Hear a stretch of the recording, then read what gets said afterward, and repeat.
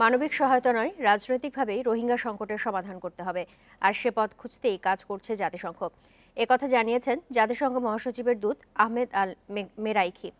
অন্যদিকে কক্সবাজারে থাকা ৫ লাখ রোহিঙ্গা শিশুর ভবিষ্যৎ নিয়ে উদ্বেগ জানিয়েছেন ইউনিসেফের নির্বাহী পরিচালক হেনরিয়েটা ফোর। হোটেল ইন্টারকন্টিনেন্টালে যৌথ সংবাদ সম্মেলন করেন তারা। বাংলাদেশের আশ্রিত রোহিঙ্গা শিশুদের সহায়তায় আন্তর্জাতিক সম্প্রদায়কে এগিয়ে আসার আহ্বান জাতিসংঘ ও ইউনিসেফের। পাশাপাশি যেসব শিশু ও তরুণকে রাষ্ট্রহীন আখ্যায়িত করা হয়েছে, তাদের সুন্দর জীবন গঠনে শিক্ষা ও দক্ষতা অর্জনেরও জোর দিচ্ছেন জাতিসংঘ মহাসচিবের মানবিক দূত আহমেদ আল মিরাইখি ও ইউনিসেফের নির্বাহী পরিচালক হেনরিয়েটা ফোর।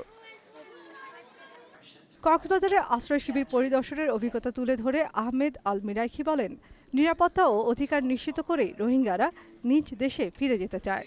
তবে রাখাইনে সে পরিবেশ নিশ্চিতে ব্যর্থ হয়েছে মিয়ানমার ও আন্তর্জাতিক সম্প্রদায়। মানবিক সহায়তার মধ্য দিয়ে রোহিঙ্গা সংকটের সমাধান সম্ভব নয়।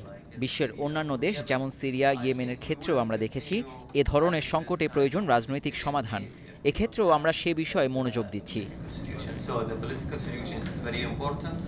রোহিঙ্গা শিশুদের শিক্ষায় নতুন প্রকল্প ও সিলেবাস তৈরির কথা জানান হেনরিয়েটা ফোর।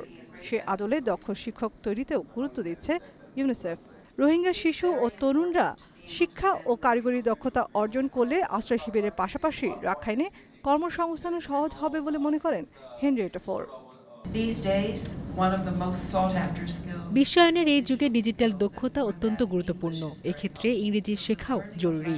তাই এ ভাষায় দক্ষ প্রশিক্ষক তৈরিতে কাজ করছি আমরা। রোহিঙ্গা শিশুদের জন্য শুধু আধুনিক শিক্ষাই নয়, পাশাপাশি কারিগরি দক্ষতা অর্জনের নতুন নতুন পদক্ষেপ নেওয়া হচ্ছে। ৬,৮৫,০০০ রোহিঙ্গা ও তাদের আশ্রয় দেয়া স্থানীয় জনগোষ্ঠীকে জরুরি সহায়তা দিতে এবছর $15,২০,০০,০০০ সহায়তা চেয়েছে ইউনিসেফ বাংলাদেশ। ফেব্রুয়ারি পর্যন্ত এর ২৯% তহবিল পেয়েছে সংস্থাটি। তহবিল সংগ্রহে আন্তর্জাতিক দাতা সংস্থাকে আরও স্বতঃস্ফূর্তভাবে এগিয়ে আসার আহ্বান জানানো হয় সংবাদ সম্মেলনে। Nafiza Dubla, independent news, Dhaka.